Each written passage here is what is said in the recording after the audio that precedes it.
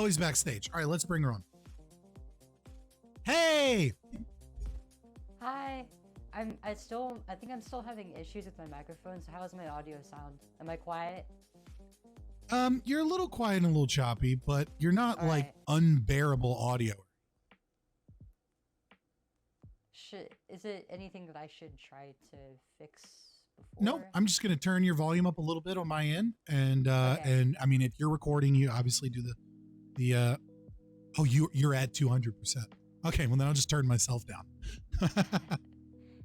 And then stream can adjust their volume accordingly and turn you up on OBS. We got it. Yeah, sorry about that. I don't know what's No. going on, so. I just heard the way you said sorry. And I feel like you get one interview with Jordan Peterson and you have to say sorry like a Canadian now. Like, what is this? What? What do you mean? You're like, sorry about that. Oh man. All right. So thank you for coming. I really appreciate it. I know you're a very busy person these days.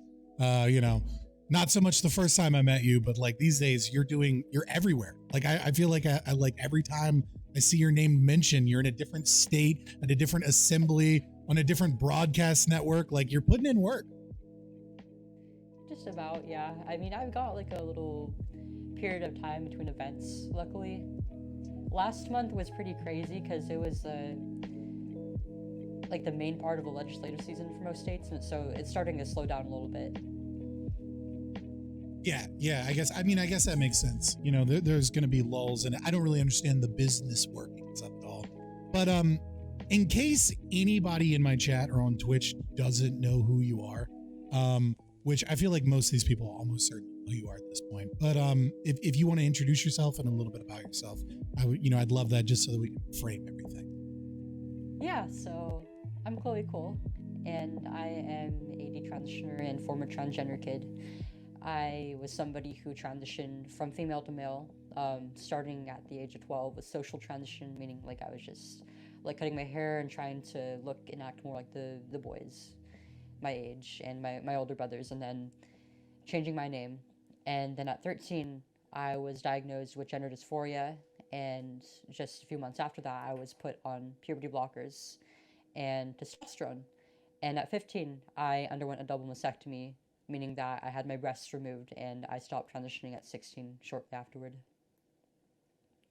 And for the past year or so, I've just been speaking about my experience transitioning as a kid, what that entails, and how that has negatively impacted my life. And I'm very against the practice of transitioning children.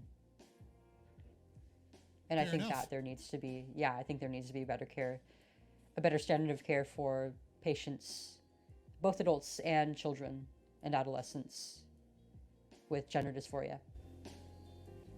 Yeah, I mean, I know that you probably know, because I mean we've spoken a little bit before we did a panel. I thought it was fun, but I think we take a little bit of a different perspective on this because I am in many ways on the right side, if you will. I mean that in more ways than one, of the culture war here.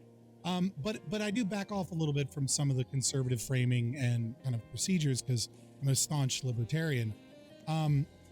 But one of the things that I know that you're doing, like you're kind of involved with right now, is suing, and to Right. me, that is like the number one thing that I really want to push, and I'm so happy that you're doing, because what I've looked at as a solution that I've seen is that many of the people see there's this knee-jerk reaction for a one-size-fits-all solution, right? Mhm. Which is just ban it across the board, and it's like.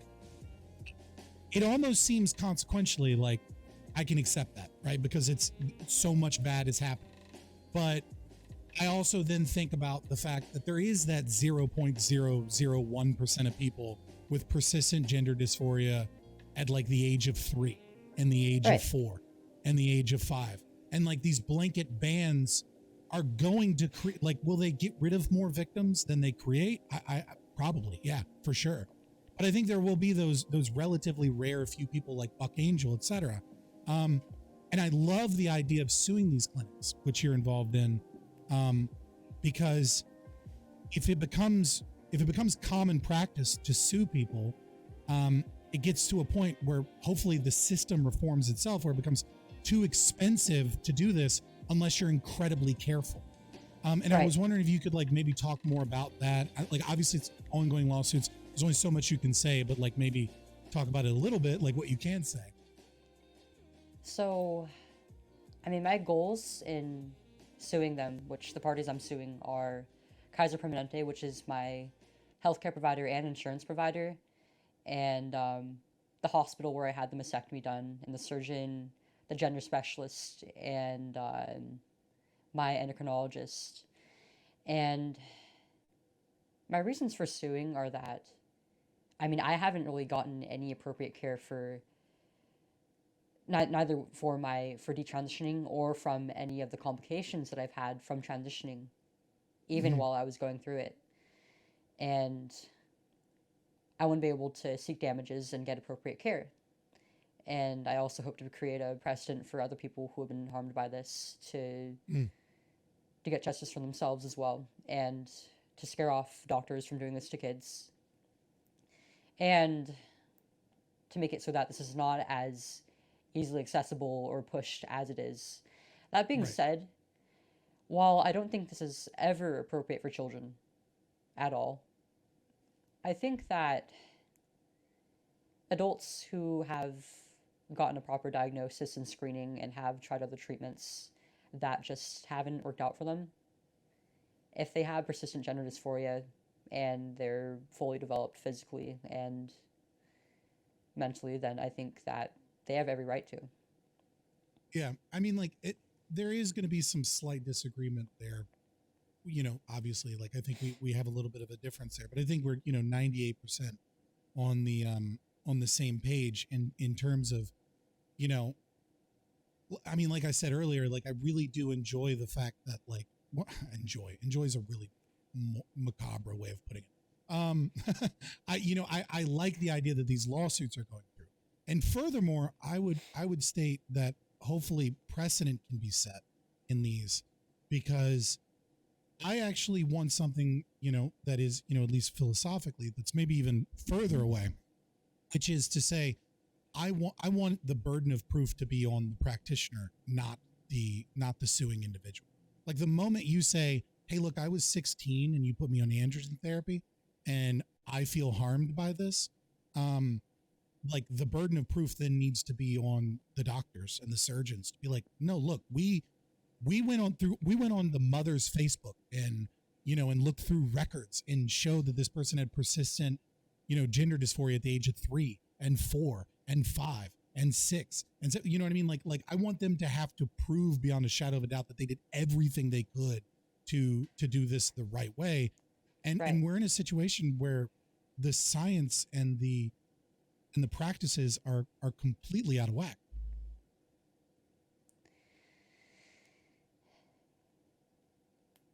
Yeah, I mean, do you believe in the concept of like true gender dysphoria? Well, what do you, yeah, maybe we'll have a little bit back and forth about that. So true gender dysphoria, I don't know. Could you be more specific maybe? I mean, I really couldn't, because personally I don't really believe that gender dysphoria is an actual thing. And I've even seen people who have persistent gender dysphoria who still feel like transition didn't really address that and made it worse. Oh, for sure. So I do subscribe to some level of gender theory. Right. Which is not to say that in any way, shape, or form it's present instantiation at all. Right. I would certainly lean more towards the gender critical side. What I would say is that I do believe that gender exists in some fashion, that it is a role that is inherent to sex. Right. Like, so, I mean, but I wouldn't go so far as the TERFs to say, well, since it's inherent to sex, it doesn't exist. And I'm like, no, little girls play mommy, like little boys play daddy. And like there is a role that you're socialized into that is inherent to that sex. And I do think people Right. can play that role. Now, the idea of when you say true gender dysphoria, I think I get what you're getting at, which is like, do I believe that like there's a girl that's born with like a boy brain? And the answer to that is no, that doesn't exist. We're talking about a mental illness. And we're talking about, so my background is in like psychology, and even like I went to grad school for counseling. And so a lot of this is way more complicated than either side wants to admit, as far as I see, because I don't think people like the nuance of it. One of the things that I think is really important to look at, for example, is trans diagnostic factors. And so, you know, ruminating thoughts, ruminating thinking. Like there's this weird, like we like to give things a name and then they become a box. When really it's like it's a part of an intertwined web, right? And so Right. what I see in this, and sorry if I'm talking so much because you are the person I'm interviewing, but like you asked me a really interesting question. So you know, the part of we don't understand the human brain. We don't understand these things. Psychology is a bunch of guesswork, and we throw drugs at things and we see what works, and we throw psychological interventions at them and we see what turns out better. And what we're seeing in especially with transgender children, if that even is a thing, I wouldn't say that is a thing, but nevertheless, I don't believe so. especially with right. I think we know what I mean when I invoke the name, though, right? Especially with that demographic of people that are being labeled that. We're not even doing that. Like we're not even doing what psychology normally does as a soft science, which is okay. Throw benzodiazepines at this problem that a bunch of people seem to have, and let's see if it works. We're not even doing that. We're you know, the science is it's horrible. Yeah, I mean, I could really go on about this, but I wouldn't want to let you I speak. think it's like a more extreme form of that, honestly.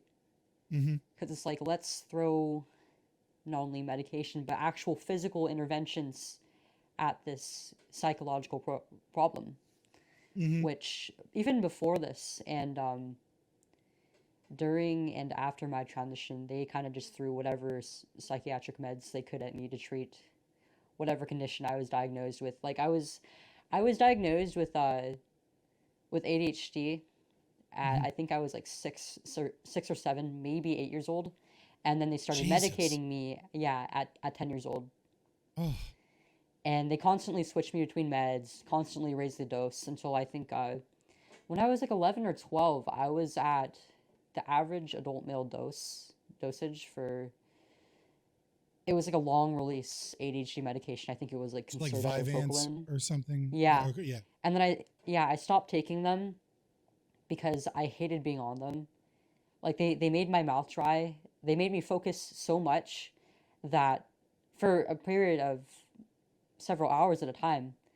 And when I would lose that focus, like I would get a headache for the rest of the day. I would realize like You weren't eating. I wasn't paying attention to like any of my needs at all. So I would be really, really thirsty, really hungry, really would have to use a bathroom, and it wasn't healthy. I stopped taking them after a while, and then that's when I started transitioning. And then in my sophomore year, 2 years after I started transitioning, was when they put me back on ADHD meds. This time they were short release, so it was an even bigger, an even faster burst. Yeah, That. like more roller coastery, right? Like Yeah. instead of taking it in the morning and like having a peak and then in a valley, it was like you take Yeah, it and on and it top of lasts that, 6 hours. yeah, they also diagnosed me with depression. They were like, you know what, we're gonna medicate you for that too. Let's put you on oh, you say you don't want any side effects. Let's put you on Wellbutrin, which if you don't know, Wellbutrin has, it's like an alternative to SSRIs, and it was used as like Mm-hmm. to help people stop smoking and using nicotine products. While it actually has a black box label warning for use in children and adolescents, because it can actually increase suicidal thoughts, which is what I was prescribed it for anyways. Yeah, I mean, it's really interesting the kind of the corollaries here between my experiences and experiences with friends and like the difference, because I mean, obviously, you're 18, you're still 18, right? Okay. Yeah. Sorry. And I'm a millennial, but I was medicated at a fairly young age for ADHD medication. I ended up like taking the capsules and like dumping them in the sink and then retying them because my parents wanted me to take them. And I was like, yep, taking my meds, mom.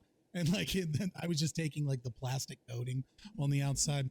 And, and I've also lost friends to suicide from changing different medications on SSRIs, because there was, a specific friend comes to mind. I don't want to talk about too much, but he went from one, he didn't even taper off. His psychiatrist just was like, yeah, take this one, you'll be fine.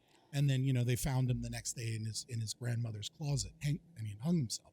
He was doing very That's so well, horrible. actually, because insurance companies changed it and they were just like, yeah, you don't need to taper or anything. And I've talked about this before, so I mean, it shouldn't be a shock to anyone, but it does make me think, like, often, gender ideology, in its present instantiation didn't really exist in the school system at the time. I mean, it did. Queer theory was there. There were elements of it, right? I mean, it really tracks back to like, Antonio Gramsci and, cultural, the Frankfurt School and something. I mean, this is a long time in the making, the philosophy, but to the point that it is today, it's like, I wonder how my friends and people that had these problems would have been treated growing up in your generation. You know what I mean? Like the weird emo kids and like the horse girl. And we played with gender.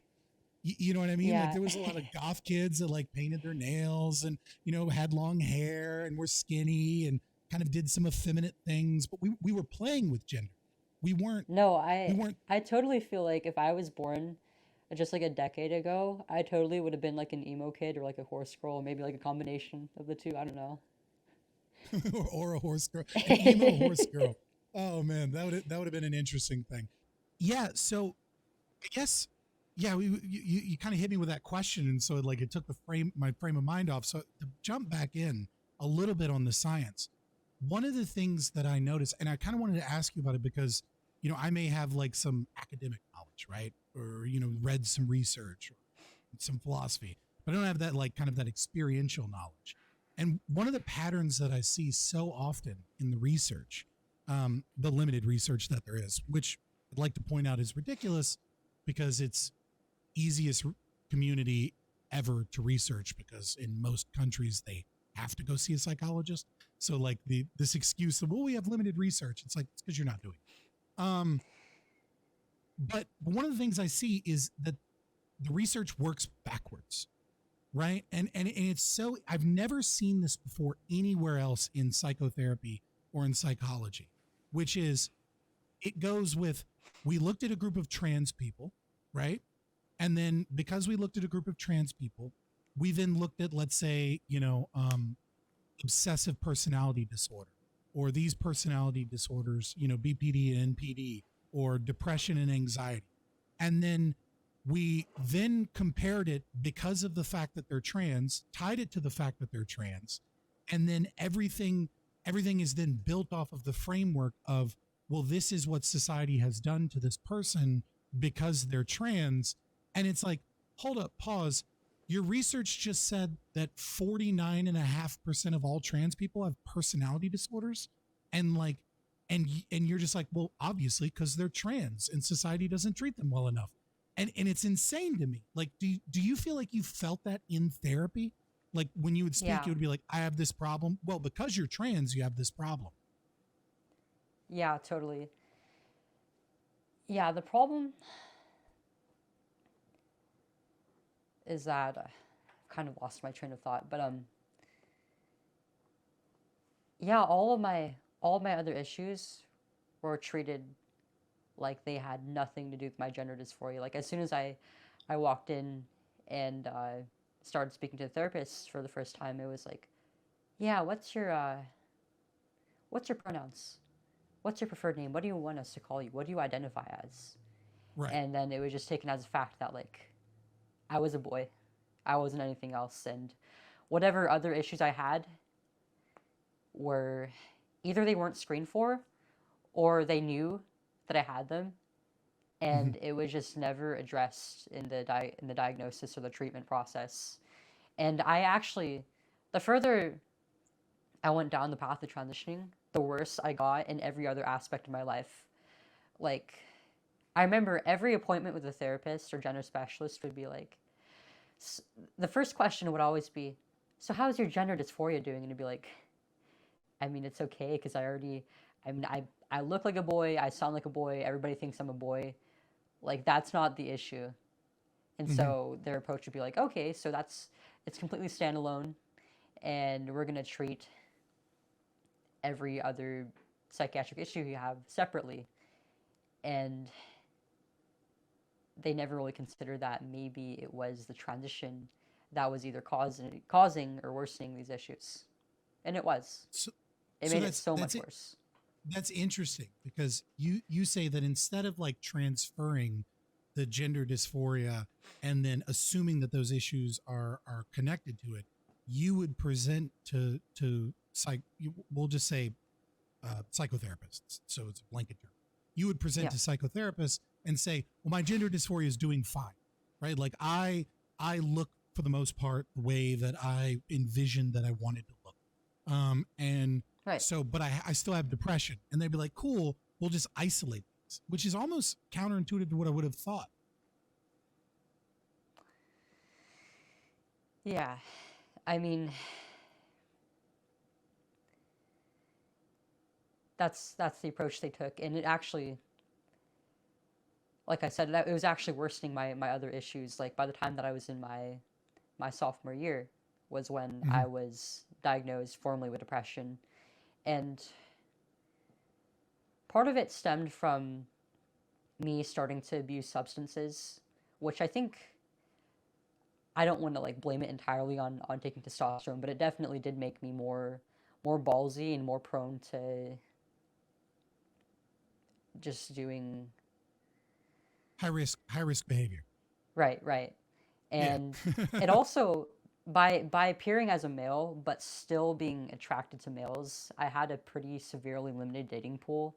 So while my peers and my friends and classmates were all like talking about like girls and boys that they're interested in like getting into relationships, and always feeling like I was a third wheel, this, Mm. I felt like there was something wrong with me. And that was a big part of there it, I felt very, the loneliest I've ever felt was when I was transitioning. Even with the community and being supported in my identity and actually passing as the opposite sex, like, I couldn't find a relationship, I couldn't find a partner, and just the social role of being a male is a lot lonelier than being female. Like, you can't really be as intimate with anybody. You can't really talk about, there's not really as much room to talk about your emotions and your personal struggles. So I had a lot going on. Yeah, I mean, I would say as a boy you learn from a very you're socialized from a very young age to a kind of low level. I wouldn't say full blown, but like a low level of understanding that you have to adopt a certain level of like stoicism, right? That like Right. you suffer silently, and you know what I mean. If you're going to talk about your issues, you talk about it with one of your really close friends, away from everybody else. And you And know even there is then, certain it's pretty limited. yeah, and I think there's a certain kind of like emotional communication that most females have that I think a lot of men would envy. You know, but And they do. it is interesting. Um, Yeah, so and on I top mean, of that, when you describe that though, right? Like it almost feels like you're describing kind of the effects of being trans at that age, right? And yeah, it's interesting because it's like, is it? I mean, would that not be something that everyone that goes through that would experience to some degree, regardless of? Because I don't know, like we're getting in back into that idea of like true trans, where like you know other people will claim that you weren't true trans and a true right. trans person would have been different. But like I think what you are describing is something that any trans teenager would have going through this process. Um, I think so. And I mean, yeah. like you said, boys and girls are socialized differently from a young age, and I was jumping into all of this at while I was already in this world for just a little over a decade. So I didn't really have I didn't really have like any male mentors either to teach me like this is the way, like this is how it is. Yeah. I do have a question that I think maybe pertains, and I don't know. And again, if any of my questions are a little too close to home or anything, feel free to just be like, nah, dog. I think I'll be all right. Yeah, I mean, you've been grilled by like the whole internet and like a lot of people for a long time. So fair enough. Just But I just about. wanted to put that out. I just want to make sure I'm not like crossing boundaries. But you know, struggling with your identity and like formulating who you are, right? As a teenager, you know, an adolescent teenager, you know, psychologically, that's kind of like that identity versus role confusion stage of your life. Who are you? What is your sexuality going to be like? How are you going to express yourself? Like, how are you going to view yourself in comparison to others? And going through all of this trauma in that period of time, and then coming out of this trauma and becoming like famous, right? Like, I mean, like you're famous. Like, I mean, like, there's no ifs, ands, or buts about that. Like, I'm sure at this point in your life, you probably get recognized just going out. How do you think that, like, what difficulties do you feel like? Did it make it easier or harder dealing with fame, having had all of those questions of who you are and what your role in the world is? Or did it maybe like give you a sense of purpose that like allowed you to really solidify who you are? Like how did that interplay? Yeah, I think going through everything that I did, it's left some scars, but it's also emboldened me, and I think it was all for a purpose. I mean, part of the reason why I speak out is because not only because I went through those struggles, but because I was ridiculed for them and I was outcast from this community that I once was a part of. And I've seen this happen time and time again. I know there's many more people out there who this is happening to. And I really do hate that thought. I don't want anybody, especially a kid my age, to go through this ever again. So when you speak about that, like I think what the TERFs would usually call like the cult, right? Because there's a very cult like essence to it, because There is. queer theory is Marxist, and Marxist theory is, you know, kind of is what's the appropriate Gnostic, right? The secret knowledge. You know, you have a secret knowledge of your gendered soul, and like, you know, we're a community that understands that, and the rest of them don't have that secret knowledge. Come be a part of us. You know, even to the point where like the cult indoctrination text is like, and I've said this before, guys, if you really want to be disturbed, just go on Twitter and do an advanced search for the egg emoji, and you will be disturbed very quickly. Egg. Like the cracking the eggs, the trans. Oh, yeah. Yeah. Like, yeah, you start seeing that egg emoji and you'll be like, oh my God, what have I gotten into? So Yeah, it is is insane how much the community has changed just within a few years. Like, it wasn't like that when I first started transitioning and while I was going through the motions. It's really, it's become more predatory, I think. and part of it might be that like I'm older now and I can recognize all the patterns. Yeah. But I just don't remember it being this bad. Probably a little bit of both, to be honest. But what I wanted to think about was, it seems like what you're describing is horrific as the surgeries and the permanent damage from those, and you know the medical issues that come from androgen therapy and hormone replacement.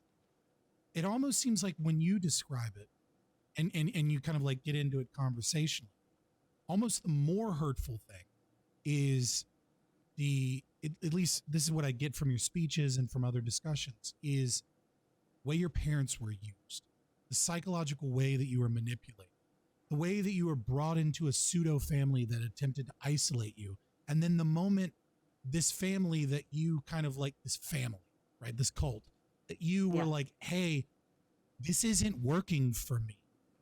the moment you became evidence of you became an attack on their own narcissistic ego that had to have their identity affirmed, and then you became like a witch that needed to be burned at the stake, and like those isolating feelings kind of coming all back again.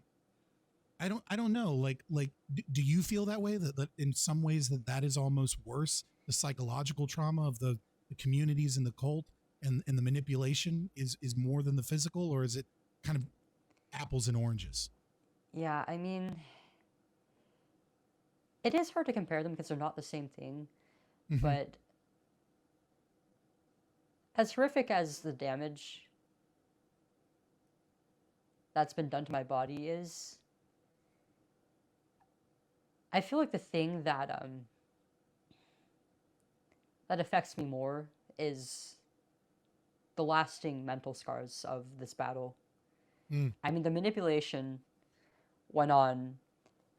It started at the very beginning. It went on throughout the transition, and I feel like it was worse at the end, both from the community and from my doctors. Mm. Well, they don't. It seems there's a common theme too with detrans people, right?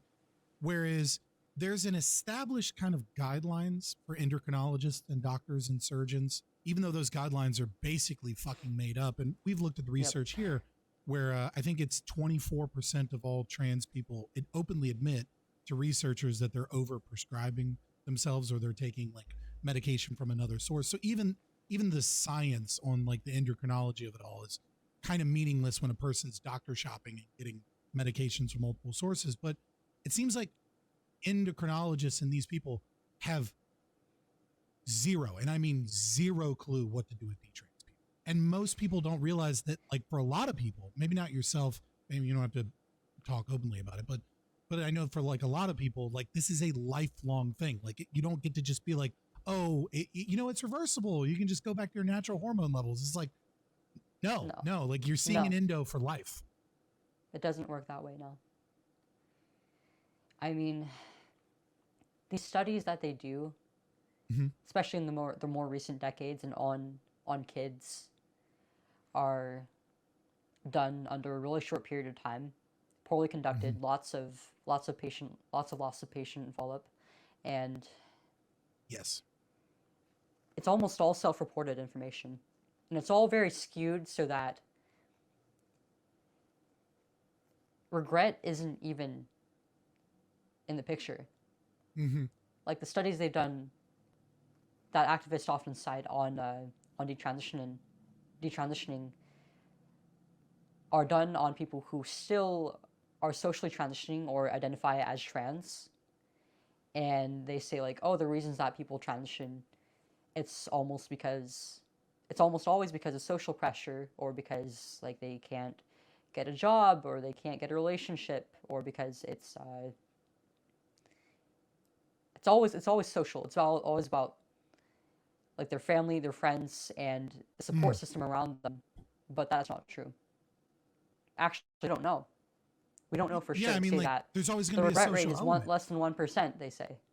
Yeah. But we don't know that. Well, I mean, especially considering that there's kind of a new way, like, I hate to fall into the fallacy again, like you said, of this idea of like true trans, but I do think that we do need to recognize that there's a distinction between your generation and mine. And a lot of the long-term research that they cite is all from my generation or older, right? It's from people when you would face nothing but social ostracization. You went through this process where no one was going to affirm you at school, right? Or in the community. Like you were pariah, right? Because and understandably so, and unfortunately so, right? When we're talking about adults, right? Like if an adult wants to do with their body whatever the hell they want to do with their body, I don't really care. But that's the libertarian in me. But understandable that like someone that doesn't fit within the norms of what human beings are used to seeing is kind of like socially ostracized in some way. It's it's no different than someone that talks to themselves. You're like, oh, that guy's, what is he doing? Why is he talking to himself? That's weird. I should pay attention. Like, I don't know. Do I trust them? Right. And so there is a social contagion element. And it's like, and there's no long-term research on the phenomena that is the culture war right now. We're not talking about the Right. butt angels, right? Like we're talking about kids that are being forced through this and being indoctrinated, and like one of them goes trans, and then like their entire friend group is non-binary. That's not the same. It's clearly a totally different thing. And now the school's getting involved. They'll affirm you so much that they'll let you just go to a group home without even telling your parents about it. Yeah. I remember I digged into the research one time on this, you know, because this is one of the arguments I hear all the time is, oh, well, did you know that like something like 40 or 60%, you know, depending on the study you're looking at, of like, you know, homeless youth are from LGBT families because they don't, you know, because they don't affirm their gender or they don't agree with their lifestyle. And I hear that touted out, and I've seen the research all the time. And it really goes to show the disgusting nature of how our science has become activism, our social sciences. So I started looking into the research, and I started looking at these meta-analyses, and I realized that the way that they conducted most of this research, that where you'll hear those claims from, is from specifically LGBTQAI plus shelters for kids. Like it was something like 80% of the shelters that they were doing only accepted LGBTQAI plus youth. And then they were funded by programs, 501c3, that supported LGBTQAI plus youth to create a study. And it's like, we're now living in a new era that is exacerbated, I think, with COVID, but also, go ahead. But what do you mean only accepted LGBT? There are homeless shelters for minors that specifically take in from other homeless shelters because they're deemed experts. Children that are like runaway, to get them into the foster care, etc. That are like LGBT affirming organizations in the United States. You want me to send you some of that stuff after stream? Please do. Yeah. I'll send it to you. Yeah, well, I mean, the idea, if we didn't have all of this cult-like ideology, the idea that like one organization has a certain level of expertise wouldn't be a problem. But the problem is we know what it is. It's all activists that are furthering the problem. Yeah, you'll look at these studies, these statistics, and it really doesn't sound like anything scientific. Like, you'll often hear these activists say, like, the science is solved. Like, no science is solved. It's ongoing. And it will be. Gravity is still a mystery to physicists. So they're like, are there gravity particles? Like, yeah. Sorry. Please continue. I mean, one thing that comes to mind, it's not quite the same, but we lost all the technology that we used to go to the moon a few decades ago. And now we're like scrambling to put something together to go back. We don't know. We lost all the telemetry data, that. boys. Oh, yeah. I didn't know you were this base, Chloe Cole. You got to be careful on Twitch talking about losing the telemetry data on the moon. Oh, I was not expecting that. But I mean, yeah, I guess you could draw a parallel to the certain actors and individuals with their biases towards science and the way that science is reported. I don't know that I really want to touch that one on Twitch, though. That's a Rumble discussion for sure. I wasn't expecting that, but yeah, I do think that the institution of the science has been kind of exposed because of the culture war on trans issues. Because right. I would say that before COVID and before we really started having these issues of transgender children, right, in schools, I think you'd be hard pressed to find a lot of normal people that read research. I think they kind of just accepted that there was like stuff that they learned, or they read a newspaper article that like said new research said this. And I think we've seen a resurgence of people due to a mistrust of the science kind of becoming literate in the literature, if you will. And I think it's really exposing how the peer review process, I don't know if you remember this, but, James Lindsay and Peter Boghossian and that other individual, they did the grievance studies. Do you remember that? No, I don't. So this was probably, God, it's probably been like 7 or 8 years now. The grievance That's why. studies. Yeah, this is where James Lindsay basically got famous, was the grievance studies. Him and Peter Boghossian and another individual created something like 100 fake studies and got like a ton of them published in sociology journals and in psych journals. One of them was they quoted Mein Kampf from Hitler, and then they just changed like Jews to whites and were able to get that published. And they actually said that it was like groundbreaking research. My favorite one. Yeah, my favorite one is they made up a piece of research on the internal homophobia of men.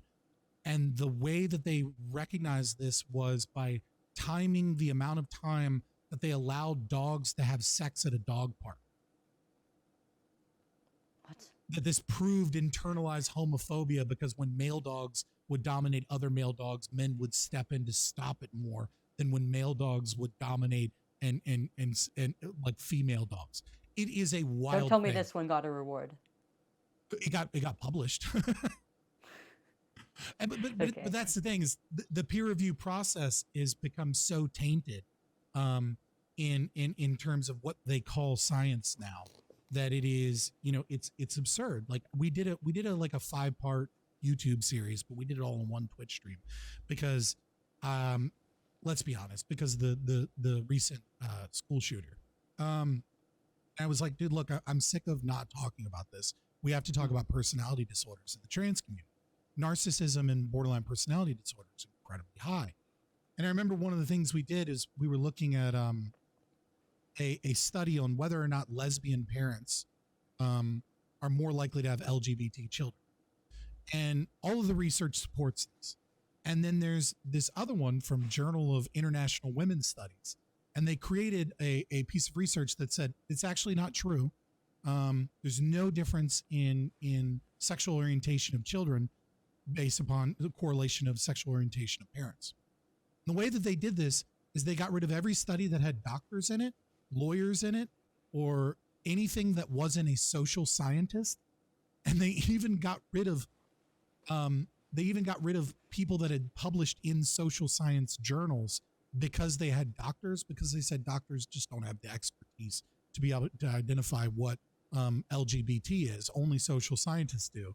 And then once they created that meta-analysis, well, now they had research that proved that that's not true. Like, that's where we're at now. And it really is gone crazy.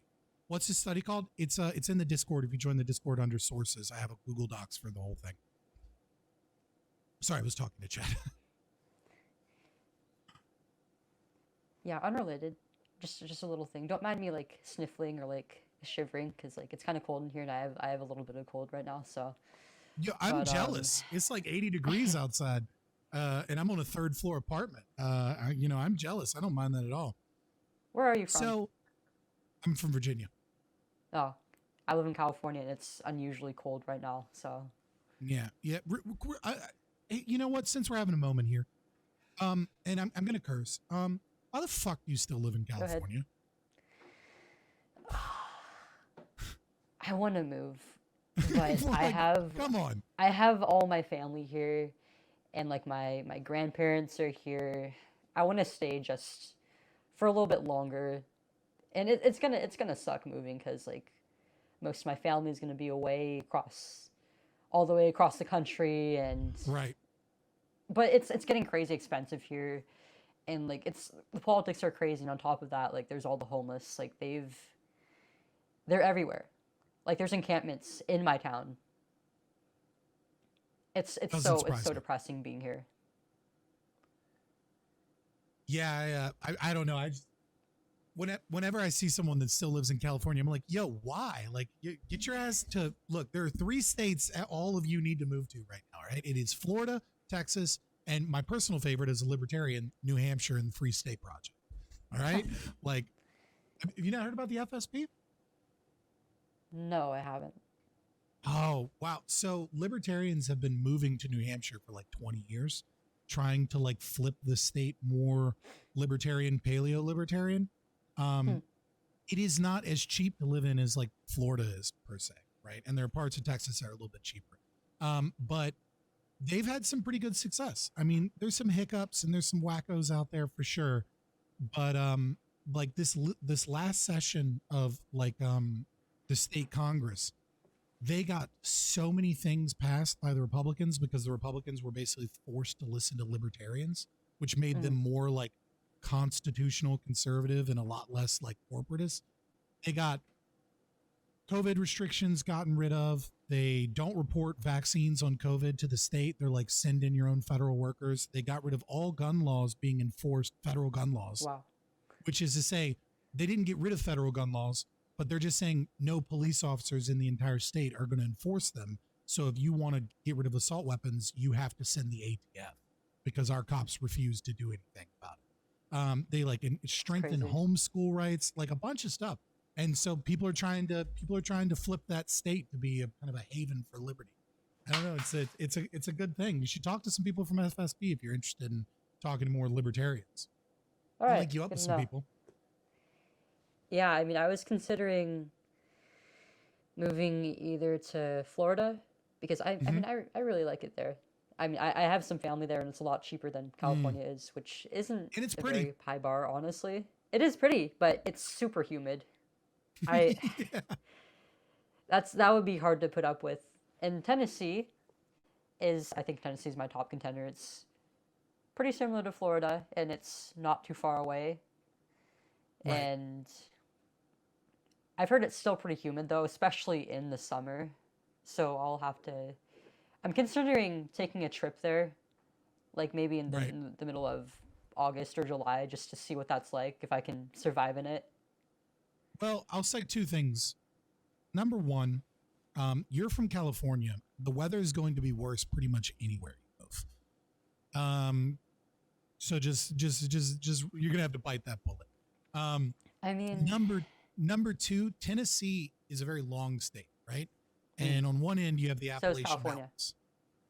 For sure. Okay, you know what? Fair enough. All right, I'm just saying the climate can be wildly different the closer you get to the Appalachian Mountains and you get in higher altitude versus the other side that's pretty swampy. So Memphis and Nashville, humidity can be rough, but like Sevierville, Gatlinburg, Knoxville, it's not as bad.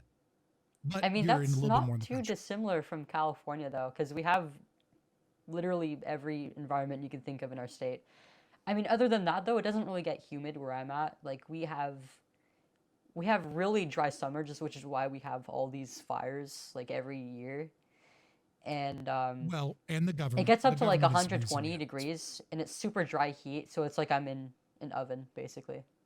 I just want to point out, all right, that California fires are mostly due to government incompetence and not the weather. Okay, almond trees soak up a ton of water, and then the government will not stop diverting water into different lakes to try and get different regulations on water on the Hoover Dam. And number three, the Bureau of Land Management, not to be confused with the other BLM, doesn't let fires burn when they need to burn. And so a ton of shrubbery and underbrush builds up over time. And then when a fire happens, it gets out of control because they don't have controlled burns and they don't have smaller forest fires that need to occur. So it's a sticking point as a libertarian. We get real mad. People bring up the California fires like, no, government did that. What a fun fact. Yeah, like when we're on the gender wars, it's it becomes the thing. It's the everything wars. Yeah, it is. I'm an anarchist fully, but on this, I tend to align right. So we kind of had a little bit of a tirade, and I love talking to you. So I kind of do want to get some of your thoughts a little bit in terms of the cult and social media landscape.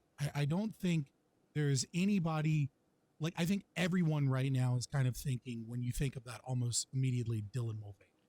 Like, I don't know what you can or can't say about this person, but I'm curious what you think about just the fiasco that is this person without any context. Dylan Mulvaney. I think it's an act, Hmm. but also that I he don't think they're on doesn't HRT. realize that it's an act. I don't think they're on HRT. Is that too controversial for me to say? Like, you come after me, I but don't I don't I see don't it. know. They've only been socially transitioning, I think, for like just over a year, and I Hmm. don't think with estrogen that would be enough time to really tell whether they're on Mm. it or not. I mean, testosterone for me was pretty powerful. I Yeah. mean, the first effects, like the voice dropping happened like within 2 weeks, and Yeah. then all the other physical changes, like my eyebrows getting thicker, my hair getting thicker, like even like developing like a little bit of peach fuzz, and the muscles and my body proportions changing happened within a matter of months, I would say.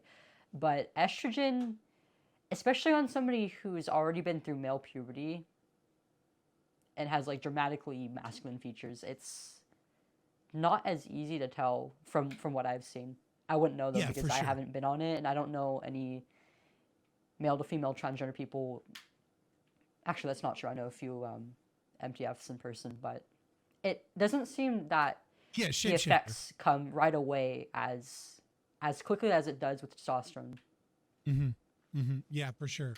Well, it's also everybody's going to be different because everyone like Right. because nobody. This is why you need an endocrinologist for this. If you could. Um, not saying that you That should, but you have the freedom to do so if you're an adult.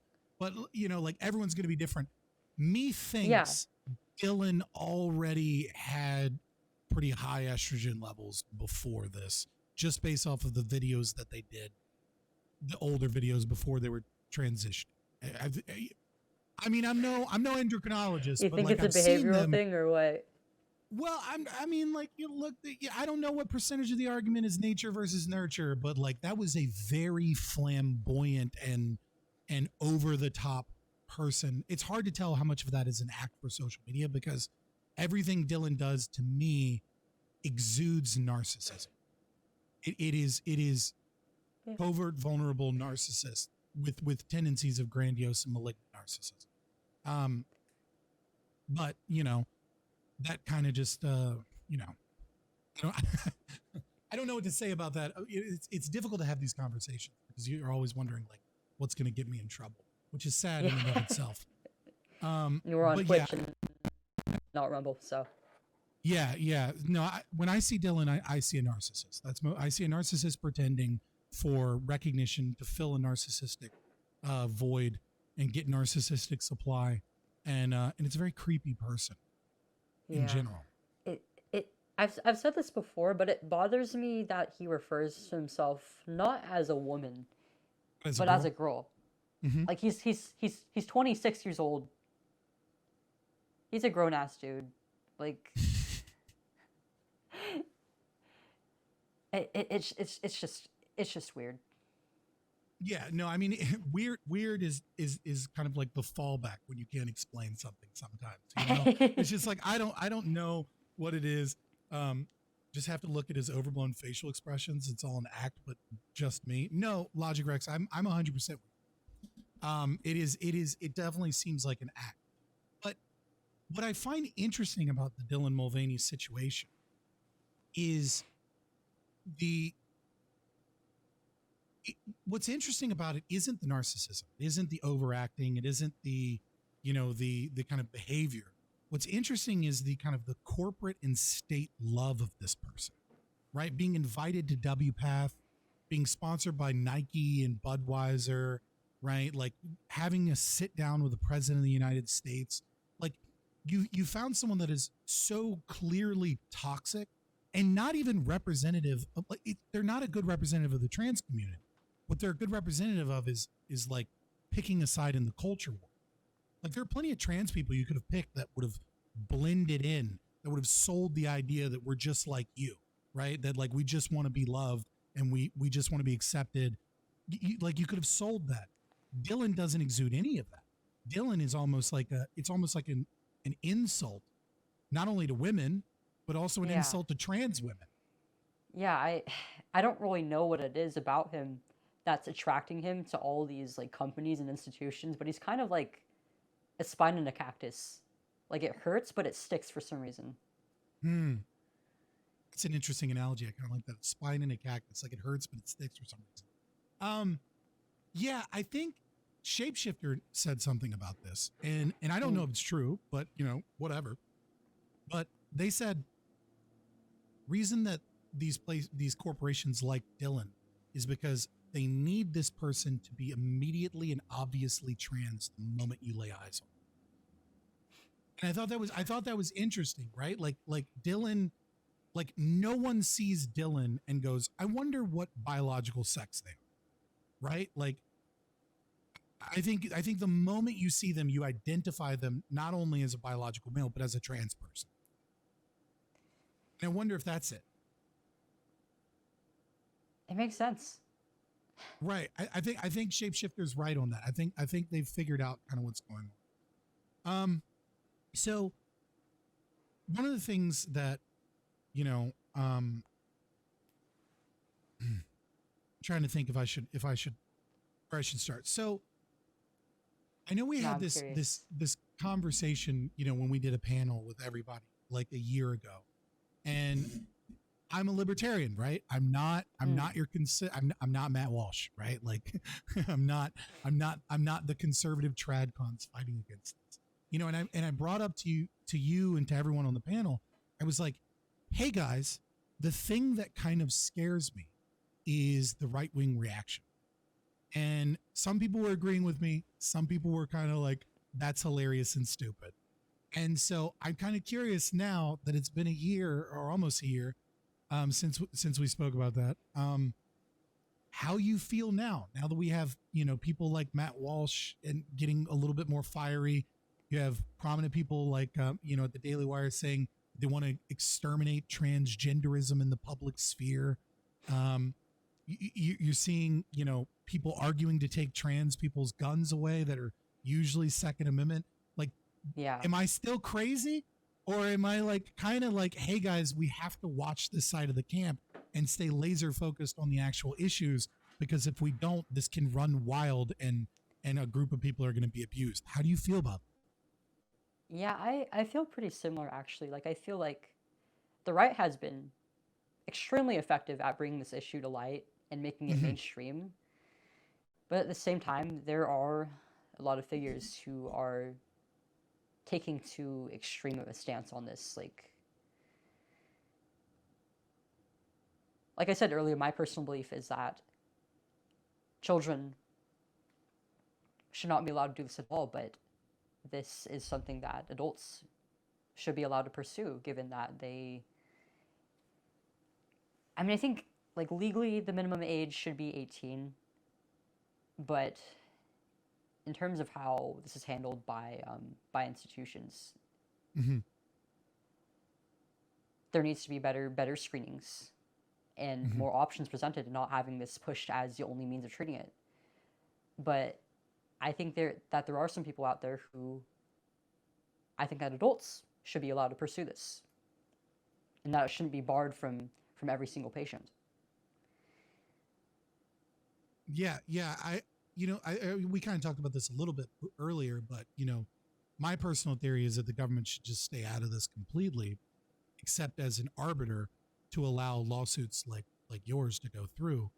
Because and one of the things I forgot to mention then, I did mention it later, but I think it pertains to the lawsuit as well, that strengthens that position a little bit, is if you're going to pay damages to someone that needs to go to an endocrinologist for the rest of their life, you're paying damages for the rest of their life, right? Like you're not just paying damages for psychological trauma or for the cost of some reversible surgery. You're also paying damages for the fact that if you medicated a child and they decide as an adult that that's not what they wanted, that person has to go to an endocrinologist for the rest of their life. Like Shapeshifter, Tula Bar, Scott, like none of these people are not seeing an endo because they can't. I don't know if you still are. I don't know how bad it was. If you have to like do that, and if you don't want to talk about it, it's fine. But I mean, yeah, I mean, I didn't have any lower surgeries, and as far as I can tell, like my reproductive system is still working. Like I started getting a period after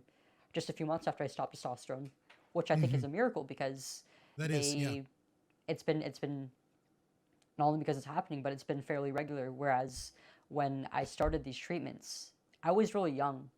I hadn't even had a regular menstrual cycle yet. So You were there must have 12, been correct? some sort of development that happened, even though I was transitioning. You were 12, right, when it started? Or was that 13. social transition? 12 when I started socially transitioning, but I was 13 when I started medical transition. Right. And from what I understand, you did androgen therapy, and a month later, they had Yeah, already fast tracked you onto hormone replacement therapy, yeah. which is, I mean, Just a few months after being diagnosed with gender dysphoria. the thing is, the thing that really, there, your case specifically, I think, is highlights a lot of anger that I have with this, right? Because I think, I don't want to say that you're a limit case, because you're not. But your openness about the process highlights so many things that were lied about. Because the number one lie about androgen therapy is that it's reversible, and it's not. Right. Um, it is true that some people can go on androgen therapy and then can have a puberty afterwards, but it is also true that some people have bone loss and and cancer, and become infertile and never have a puberty, and that's a majority of the people that go through androgen therapy for an extended period of time. Number one. Right. I was reaching that point in time too. Like I wasn't told this, but around the 5 year mark, um, that's when the atrophy and possible dystrophy in the organs, the reproductive organs, really starts to Mhm. set in. And so it's almost mandatory to get bottom surgery, to get at least get rid of your uterus and probably also your ovaries as well. And Mhm. I was on these treatments for about 3 years and some months, so I could have been very close. And Well, the thing that, for some people, it happens go ahead. quicker.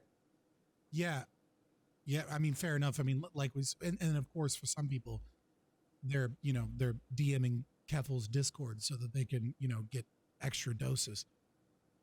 Just saying. Um, but also the thing that I notice when I look at the timeline of this, right? And I don't know if it's something you necessarily talk about per se, but when you go on HRT a month after androgen, question is what was the point of the androgen therapy to begin with, really? Because it almost seems like, as an outsider, let's say I have no knowledge, and I don't have you here to speak for yourself. Maybe you can correct me, but I almost intuit this when I see that. It almost seems like the doctors sold your parents and you on something that could be reversible so that you could get used to taking the drugs, so that they could immediately fast track you into taking what it was that you thought was a compromise, when really the whole point was just to get you on HRT as quick as possible. That the androgen therapy was just a lie to begin with, as a means of getting you accepting changing your hormones. Yeah, so the thing about that is, I was the one who was mostly pushing for the physical interventions because Mm-hmm. I did research on transitioning and gender dysphoria, and transitioning was presented as pretty much the only means of treating gender dysphoria. I didn't know that I had any other options, or that it was possible that I could desist, or that my gender dysphoria could have been caused by underlying issues that I had. And I just saw it as like, so I have this condition, and this seems to be the only treatment. And Mm-hmm. that was pretty much what I was the idea that I was given by my doctors, and I never had any. They never really questioned like where these feelings were coming from, or even brought up any alternatives to this. It was just immediately accepted like, oh, you identify this way and you want to do this, so you can. It Well, I was mean, entirely patient led. I can't really yeah, think I of know, any other course of treatment that is. I get that, but I think it's really important that we recognize too that, like, patient led by a teenager is Yeah.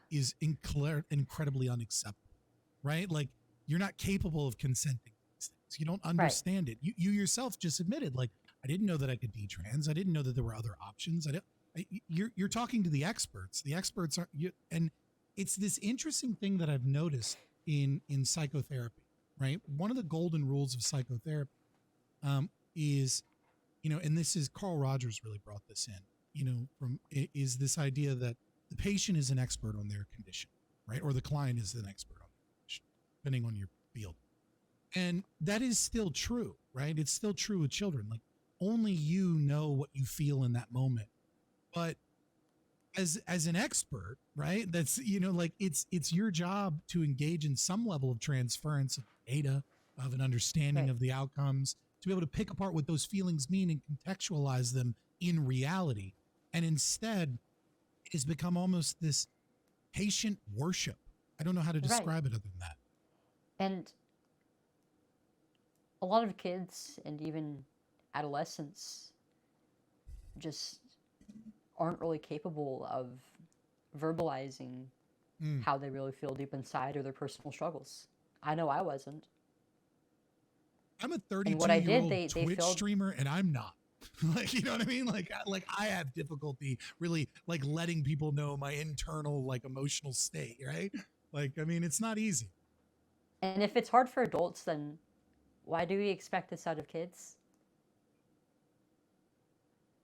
I mean, I don't know that. I mean, the answer is the philosophy. It's not. It has nothing to do with reality or science, right? It's Right. These organizations are all activist organizations. When I was in grad school, I went to a K-CREP accredited grad school, right? And if you want a license to work as a counselor in the state of Virginia, you basically need a degree from a K-CREP accredited university, right? And so that means the American Counseling Association has to approve of all of the things that your school does. So even though I went to Liberty University, a Christian university, right? I'm an atheist myself, but get along with Christians pretty well. And so even though I went to a Christian, like very conservative university, I had to take multicultural competencies. I had to take like diversity, equity, inclusion things, all of these things that were demanded from a conservative institution so that you could produce a degree that you would even be able to get your license on. It goes deeper than that because they taught in these classes and in the textbooks that activism is an incredibly important part of being a counselor. And what ends up happening, yes, activism within the ACA and within school administrations and all of that. This is a couple years ago, but nevertheless, somewhat recent. And so what ends up happening is counselors have become, just like psychologists, they've become stratified. There are two types of people. There are people that are more focused on activism, so they gain more power within the ACA. And there are people that are more focused on patient care, and they don't deal with the ACA or the APA. And this is a non-governmental organization that is granted a monopoly by the government to say who can and can't practice. If you go against these people in this woke ideology, you lose your license. You don't get to practice. You better affirm that child, or you don't get to be a psychologist any longer. That actually reminds me of the one physician I had in this process that said no. It was the first endocrinologist that I was referred to for hormones and surgery. I mean, hormones and blockers. He was like, "Yeah, you're too young to be doing this. Maybe check back in a few years, but you're just like your brain might not even develop correctly if I put you on these treatments at this age." Right.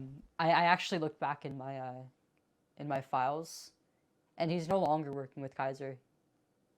So I don't know if he chose to stop working with them because he saw what's going on now with all this influx of kids just flocking to gender clinics, or if he got fired for doing that, for trying to protect kids.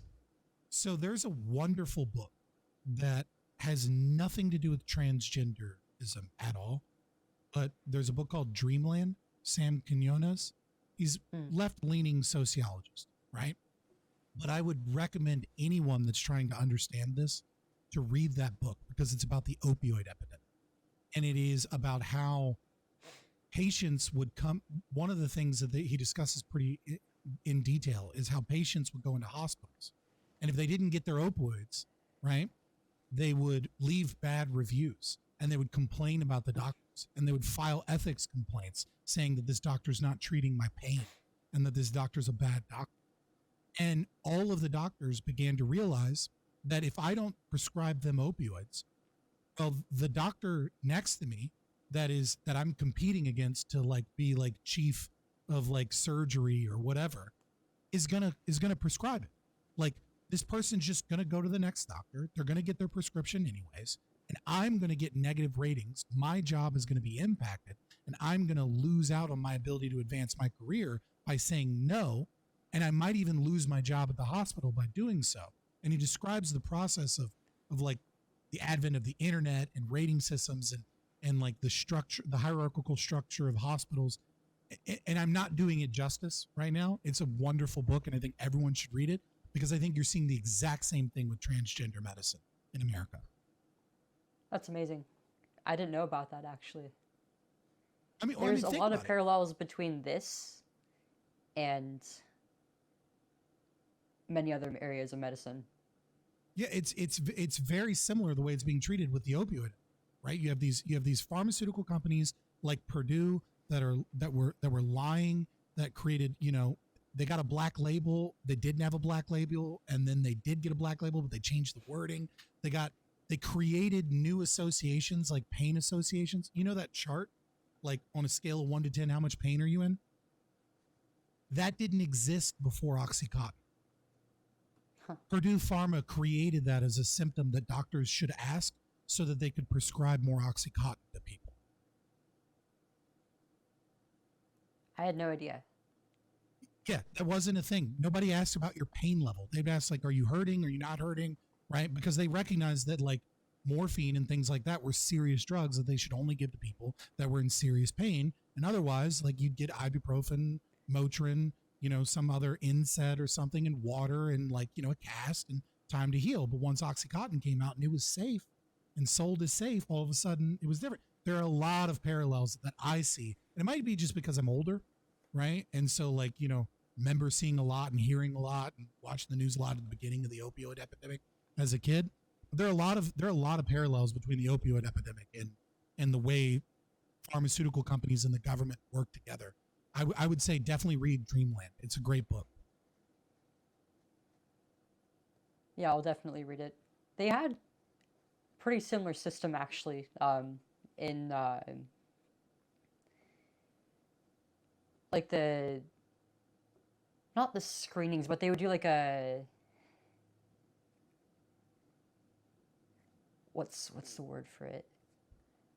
Like at the beginning of every appointment I had for therapy, Mm-hmm. with my therapist, I would be like handed a document or like an iPad, and I would have to fill out like, how are you feeling today on a scale of 1 to 10? How are your suicidal thoughts and suicidal ideation on a scale of 1 to 10?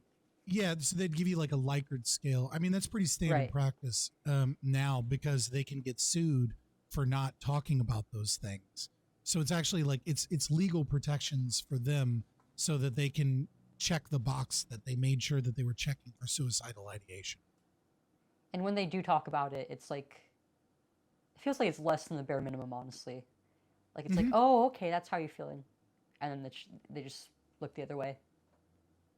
Well, yeah, I mean, it is a business, and there are certain things that come along with that business, but yeah, I don't want to get too far into the libertarianism, because, my opinion is that over government involvement has made it this way, and that, we used to have amazing systems that didn't have this. There was a lodge system of healthcare before the American Medical Association came to be, and this was like when you had like miners collectivizing under unions. What they did is, these poor, blue collar workers and miners or logging camps and things like that, they'd create a lodge. And what they would do is they'd have like a progressive system where everybody kind of puts in some amount of money. And then the lodge would have a union rep kind of guy, and he would hire a doctor, right? And if you were a bad doctor, you'd get fired, and they'd hire a better doctor. And then everyone would get their yearly physical. And if they had anything, they'd have this doctor on retainer. And doctors didn't really like really poor, dumb people telling them that they weren't good enough. And so lo and behold, you have the government involvement in the creation of the American Medical Association. And, and nowadays I think doctors are becoming even worse because the majority of Ivy League institutions are, the AMA restricts how many doctors can basically exist in these schools. Yeah, they say how many people they should be accepting. So Harvard can't accept too many doctors because the standards won't be high enough is their excuse. And so when you look at all these Ivy League institutions, you'll have, let's say 100 positions available, and you'll have 200 people with extracurriculars of 4.0 GPA and A+ in biochemistry, AP. So how do you differentiate between them? So now the question is, what's your diversity, equity, inclusion initiative? What work have you done for social justice? I think the New Yorker or New York Post, did an expose on this. A majority of all Ivy League institutions now require diversity, equity, inclusion initiatives and proof of the work that you're doing for wokeness. This problem is going to get way, way worse. How are you supposed to prove that, though? What proof are you supposed to show? Well, you prove that you volunteered for a Black Lives Matter while you were an undergrad in school, or that you engage in some level of activism, or you have to write a story about how in your personal life you engage with the Latinx community or something along those lines, so that you can get accepted as a doctor at an Ivy League institution. Yeah, I had a Mexican friend in kindergarten. Something. Oh my God! I don't think you're making it into Harvard anytime soon, Chloe. I don't know. I think you might be blacklisted. David Hogg made sure you're not on that list. All right. Oh God. Well, that's most of the stuff. My grandfather, several generations ago, was an immigrant. Something like that. There you go. That is the art of undergrad and graduate school is learning how to BS. Are there things that you were curious about asking me about? I know you asked a couple of things, or things you wanted a libertarian perspective on potentially, or something. I don't know. I don't know. What's your overall stance on this? You're gonna have to be way more specific than that. On just gender. Okay. Well, should on whether kids or adults should be allowed to do this.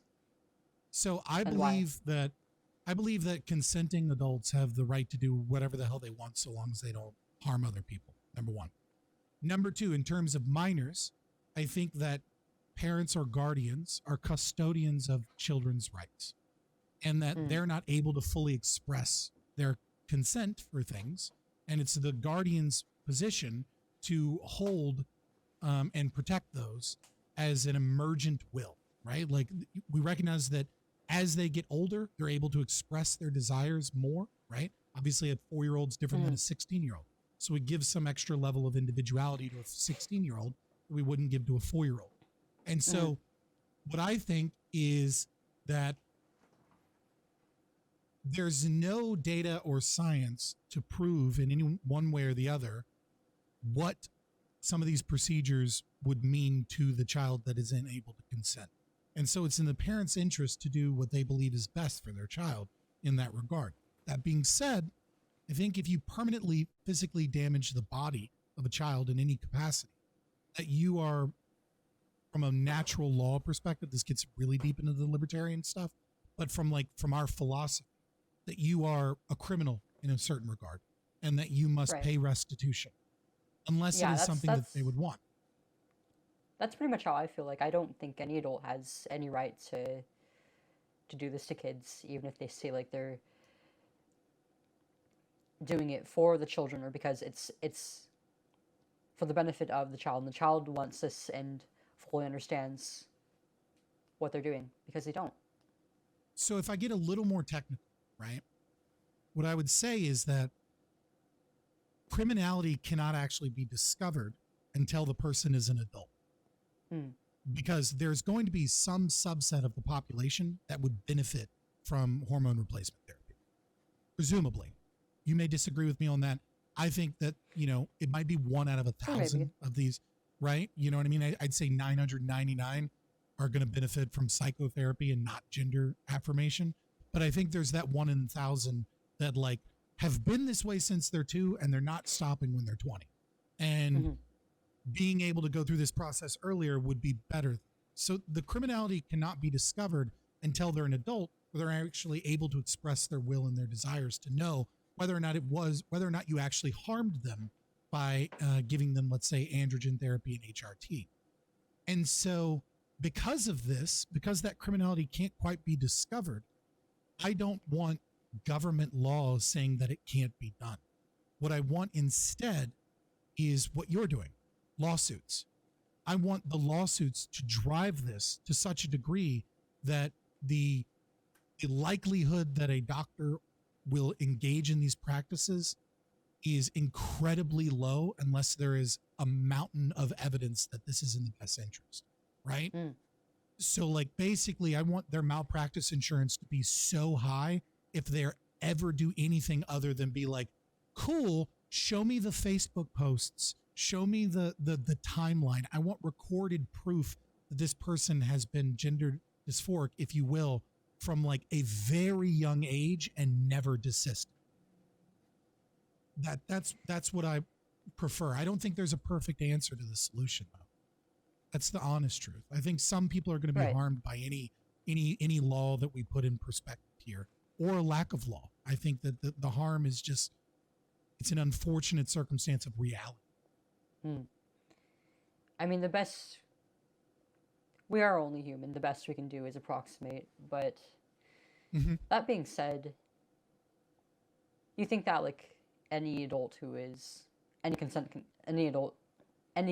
adult can pursue this, but what of the adults who are above the age of 18 or 25 even, and still come out of this the other way and regret it and feel like, or they have been harmed by it? I mean, what were they harmed by? If we're recognized, let's say we're recognized, I would say above 24, because the brain's not fully developed until 24. No offense, Chloe Cole, you're a brave girl. I still look at you like a girl. All right. You know what I mean? Like, it's just at my age, like someone's like, I'm 18. I'm like, you're a child to me. All right. And I'm not trying to insult you in any way. You're a warrior in a lot of ways, but in some ways, I still think, you got time to grow before you really know who you are. Oh yeah. But a 25-year-old or a 26-year-old that goes through this process, and then regrets it, let's say at 28 or 29. We say, well, they were harmed by this. Well, they were harmed by their own conscious decisions. So the question then becomes, were they defrauded? Right? And what I mean by that is, did the doctors and the surgeons and the people lie to them and not give them informed consent? And was there a reasonable expectation for them to be able to find this information elsewhere? Yeah, I mean, I think that's the problem across all ages with this right now. Is that no matter what age you're at, like these doctors are not really allowing their patients to have informed consent. They're not really giving the full picture of how these treatments will affect the body and the mind and even just other areas of your life. Yeah, well, I really don't think that with the current model we have that informed consent is possible.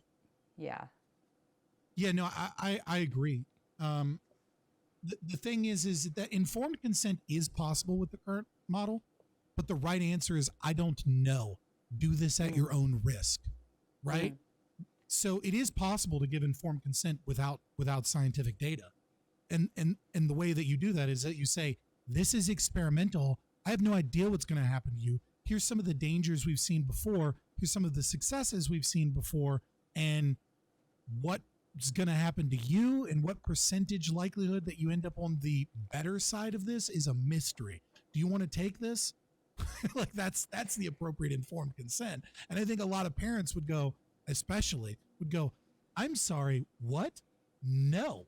Like, yeah. I mean, I do agree that I think ideally, if Hmm. you are going to transition, you should do it after the age of 25, because that's not only when your brain is fully developed or near fully developed, but Hmm. you've also had more time to just experience life and things like relationships and sex, and maybe ponder the possibility of having kids, because this is something that's going to affect all of that. Hmm. Well, I had this, I remember I did this study, and I might end up talking about this more, guys. So pay attention. This might be a produced video, but I did this study in grad school. We had to do like a cultural embed, right? So, and it was so I chose like gay men, right? Mm. I went to a bunch of gay clubs. I went to a couple of drag shows. Went to some bars, interviewed some people, read a bunch of research, et cetera, et cetera. And one of the things that really shocked me, as someone that had a bit of a conservative mindset before, was that the idea of representation was always hilarious, because mostly when they talk about representation in Hollywood and media, it's like tokenization. It's terrible. And Yeah. then I saw the director of Love, Simon, being interviewed by another gay man, and it stuck with me because he said, as a child, as a teenager, I felt like I was a part of a community that I hadn't met yet, right? And what he meant by that was there was no representation in media of like gay relationships. He didn't Mm. have boy meets girl as a movie, or in his case, boy meets boy, right? Like there was none of that really existed for him, and he was isolated in his home. And of course, this is before like the internet and stuff. And then he went out and explored that. And but I do think there's something serious, really serious, especially when talking about the LGBTQAI plus WTF community. Add that little bit. Um, is that there's a need to experience life outside of the home if you're going to have a non-socialized, non-normal sexual identity, Right. right? I because like you're not getting that experience in school or in your home life, right? Like you kind of almost have to go to Atlanta for a couple months, you know what I mean? Like and really experience that in some way. Yeah, I feel the same way. I mean, I was too young to really consider how that might affect that area of my life specifically, Mm-hmm. because I mean, I was 13 by that point in time. I was a few years into puberty. I had started experiencing attraction, but I wasn't really. Again, I was mostly straight, and I didn't really think about. I never had a relationship before this point.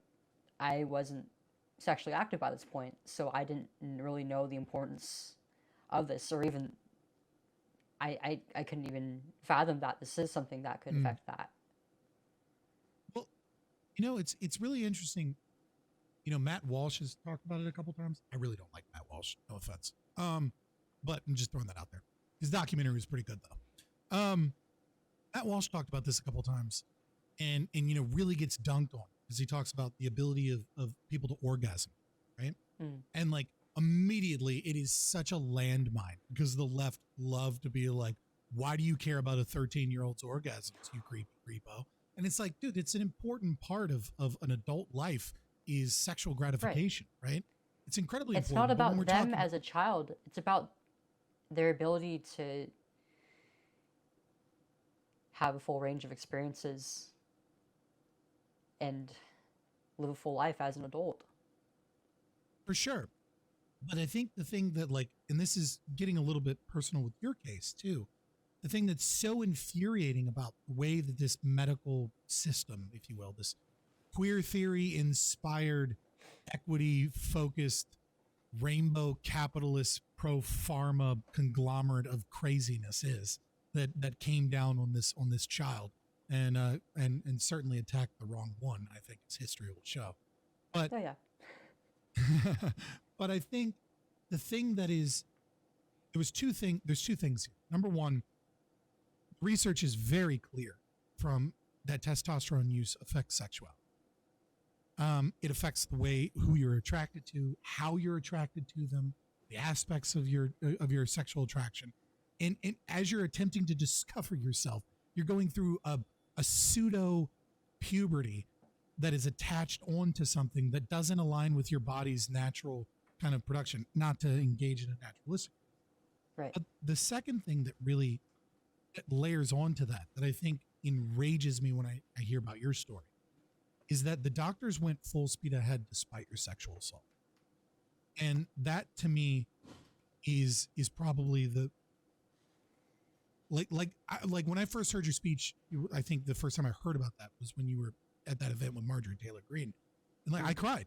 I couldn't imagine a young child, as far as I can tell, being assaulted, and all of the research about the body dysmorphia that comes with that, right? The hatred of one's own body, feeling trapped in a cage of your own body, disgusted by the features that are sexually attractive to the predators that have already harmed you, and trying to deal with that identity, and pushing that into gender transition, to me is one of the greatest crimes I can think of, because it's using you to turn you into a pharmacy patient instead of helping you. Yeah. I didn't tell my therapist or any adult about the sexual assault, actually, because I thought, like, in that moment I felt so small that I felt like it was insignificant. And at the same time, I was trying to be a boy, so it was like, well, I guess it's just like guys being guys, right? And besides, like, no matter how I feel about this, I just got to man up about it, because there's nothing I can do about it. And if I try, like, I That's what you meant by the man thing, up. yeah, it happened. Yeah, it happened in school, and I wasn't treated very nicely at that school by students and staff alike. And I felt like if I tried to bring it up to the office or teacher, I mean, if I brought it up to a teacher, then eventually it would go through the office. But they would, more likely than not, just give a kid a slap on the wrist, like a 3-day suspension. Then he'd come back, then he'd do God knows what to me. So I just didn't do anything about it. And I didn't even realize just how much it affected me, because of how I downplayed it in my head, and because of how young I was. And it took a few years to really process for me. I only recently told my parents that it happened just a few months ago. Right. And before that, I had a really bad fear of sexual assault, because I had a lot of friends growing up who talked about having been sexually abused or stalked by men. And I was really scared of that eventually happening to myself. And then on top of that, I started using social media, and like all the feminist content that I was seeing was reinforcing this fear that I had of being hurt by a man in this way. And I didn't really think to bring this up to my therapist, because I thought it was just normal. I thought that was the female experience, just being scared for your life and your body. That is, oh God, that's so tragic. I'm sorry. I think as a psychotherapist and as a doctor, you should be aware of how common it is. It is common. It's not the female experience, obviously, right? I mean, plenty of women are confident, and plenty of women have, protection, and, and obviously, when we look at the data, it says 1 out of 4 girls and 1 out of 6 boys. We also understand that like 1 out of 4 is assault. It's not, the worst case scenario that we imagine. So obviously that's not the female experience. It's also the male experience to only a slightly lesser degree. You know what's interesting about that is that I actually experienced sexual assault more frequently while I was identifying and presenting as male. There were a few times when like other boys would kind of just like poke and prod at me, and I was like, it was like whatever, because like I was a guy, I didn't think anything. This was in high school, so I didn't look like a boy anymore, so I didn't really think like anything more would come out of it, and nothing did. I just brushed it off. But there were times when girls would like stalk me, take pictures of me, and sometimes even try to like kiss me on the lips. And I couldn't really do anything about it. I couldn't complain about it, because otherwise Yeah, that's a precarious situation for Yeah, men and boys in general, for sure. I mean, you know, yeah, I would probably, yeah, I would that's a probably be unique the one experience. being That accused afterward. I for actually sure. had I had a few male friends who were accused of like sexual assault or rape by like girlfriends or ex-girlfriends or even just like random girls, and it ruined their lives. Like some of them would even have to move schools because of it, and I got really scared that something like that could happen to me now that I wasn't seen as a female anymore. Now I was vulnerable just in a different Mhm. way now. And Yeah, on top of that, yeah. I mean, I had that I happen was to me putting in myself into college. a danger. Yeah. Oh jeez. I mean, Yeah, it and was. I I was mean, also I was lucky because I was dating the person, and so after they tried to like smear me and say that I had like assaulted them, I was like, "You took me to your parents' Thanksgiving after that. Like, come on, like, like this isn't really gonna hold water." But I got out ahead of it. But yeah, if I'd been more if I'd been more introverted or less extroverted and more scared and didn't like take command of that, like that very easily could have gotten out of hand and really messed up my life. yeah. And I was also putting myself at risk for further sexual assault because Yeah. while I looked like a boy, like pretty much any other boy my age, I even had a deeper voice than at one point than the other boys my age because of the huge dose of testosterone that I was taking, and also that I guess my body responded really well to it. But Hmm. I would use the male facilities, like I would use the male locker rooms and bathrooms, and I would think like, okay, I'm still biologically female. I still have my genitalia intact. So if somebody finds me out, and if I'm like, if I go to the bathroom during class and I'm alone in the bathroom with somebody who knows, what could happen? What could happen to me? I mean, it's interesting that yeah, I say this interesting. I mean, this intellectualizing the problem, right?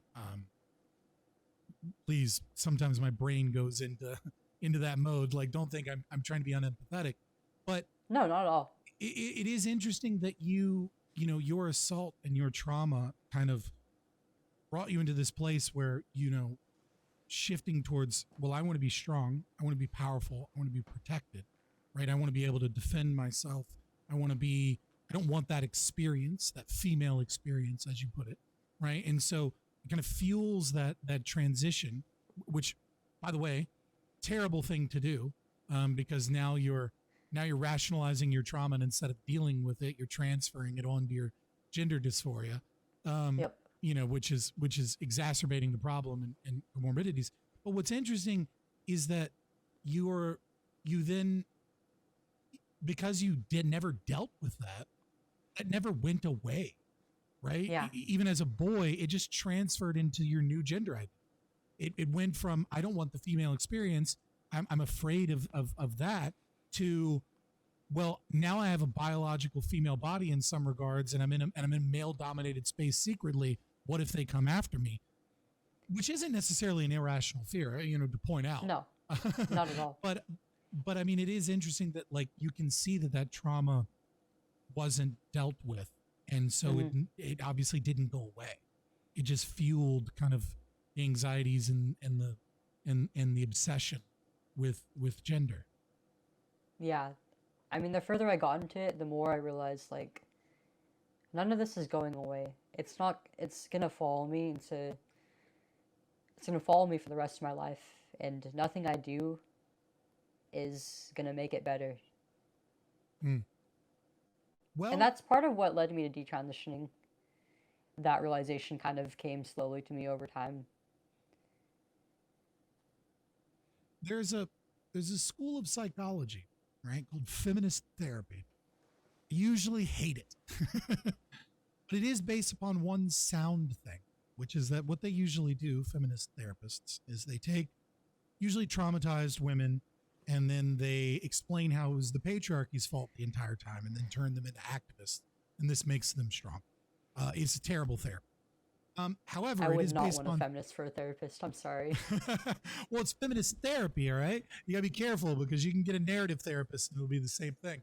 but it is based upon an idea that comes from narrative therapy, which is rewriting your own past, recontextualizing it into the future, and Mm. and changing the way that you view those memories from events that harmed you and wounded you towards kind of like opportunities for future potential growth. And if there's ever a case study for someone that has done that, hopefully successfully, like knock on wood, keeps going well for you, Chloe, I think it's probably you, in that you've transitioned psychologically, right? Much of that trauma, much of those identity issues, much of that pain, much of the ways that were used, and used that experience as sharpen it into a lance against those people. And I think you have, I know it's a fucked up way of looking at it, but it's true. You have something that most 18-year-olds don't have, which is a purpose. And I think that is something to be grateful for, but also something to be somewhat afraid of, to have that purpose kind of figured out already at that young age. But I'm really glad It's a that I little got to scary. speak to you one-on-one. Yeah, I'm sure it is. You know, I hope Yeah, I hope you're careful with all of the fucking monsters and snakes that want to use your identity and your story and hitch a ride on that. And I do my like I'm best. currently doing, chat. Make sure you follow the YouTube. But I'm really happy that I got to have a one-on-one. Is there Yeah, I am too. I really liked that panel we did a few months ago, but it it got was kind taken of hard down to speak with so many off of people, and Twitch? it got taken down. I Yeah, didn't know remember we had to this. transfer to YouTube. It's still on YouTube, but like Okay, I'm not a YouTuber. I'm a that's Twitch streamer. surprising. So like we got to like 80, we were going up to 100 viewers, and like that was within like the first 2 minutes, and then they attacked Taftash, got her banned, Ugh. and so I had to pull down or I would be banned, and had to go to YouTube, and it was like nobody has seen that. Like nobody knows there's this panel with Buck Angel and Blair White and you and all these other people on our YouTube, and it's That like, was so it is what cool it is. though. Like it was was such a fun. diverse range of experiences and opinions, and diverse in the actual meaning of the word. Yes, But I'm yes, also I'm diversity really of thought. glad that we got to just speak one on one. It's Yeah, not only is it easier, but it just feels like this has been more.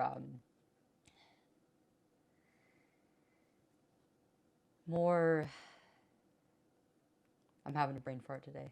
I would say in depth, Yeah. because when you're on a panel, everyone is trying to say something poignant and they're competing to say something poignant.